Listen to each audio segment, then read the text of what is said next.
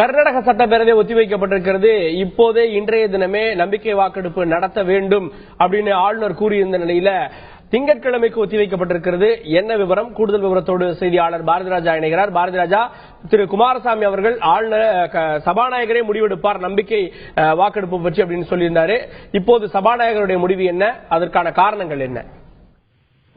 கண்டிப்பாக இன்றே வாக்கெடுப்பு நடத்த வேண்டும் என்று ஆளுநர் தரப்பிலிருந்து முதல்வருக்கு அறிவுறுத்தப்பட்டிருந்தது. 2 முறை காலக்கெடு, அதாவது ஏற்கனவே 1:30 மணிக்கு முடிக்க வேண்டும், வாக்கெடுப்பு நடத்த வேண்டும் என்று அறிவிக்கப்பட்டிருந்த பிற்பகல் அது முடிந்து மீண்டும் ஒரு காலக்கெடு விதிக்கப்பட்டது. மாலை 6 மணிக்குள் முடிக்க வேண்டும் என்று.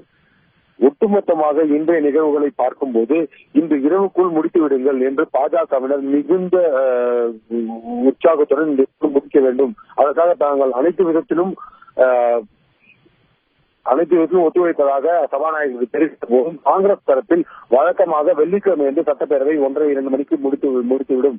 தற்போதுள்ள சூழ்நிலையை கருதி 8 மணி வரை நாங்கள் தொடர்ந்துள்ளோம். எனவே தங்களுக்கு மீண்டும் அவகாசம் வேண்டும். ஏனென்றால் ஏற்கனவே சட்டப்பேரவையில் இந்த நம்பிக்கை கோரும் வாக்கெடுப்பு மீதான விவாதம் நடத்த 26 பேர் கோரியிருந்த நிலையில் மேலும் 3 புதிய எம்எல்ஏக்கள் உரையாற்ற வேண்டும் என்று அனுமதி கேட்டிருந்தார்கள்.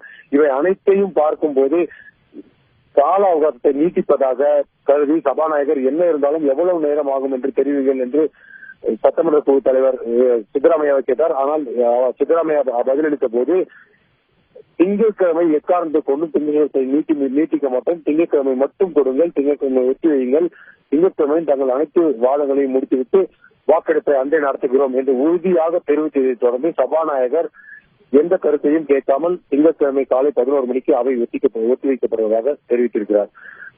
இதனிடையே காங்கிரஸ் தரப்பிலும் முதல்வர் தரப்பிலும் நீதிமன்றத்திலும் வழக்கு தொடரப்பட்டுள்ளது. அந்த வழக்கில் திங்கட்கிழமை விசாரணை தொடரும் என்று எதிர்பார்க்கப்படுகிறது. ஒட்டுமொத்தமாக பரபரப்பாக இருந்த அரசியல் களத்துக்கு மேலும் சூடேற்றும் விதமாக திங்கட்கிழமை அமையும் என்பதில் எந்த சந்தேகங்கள் இருக்காது.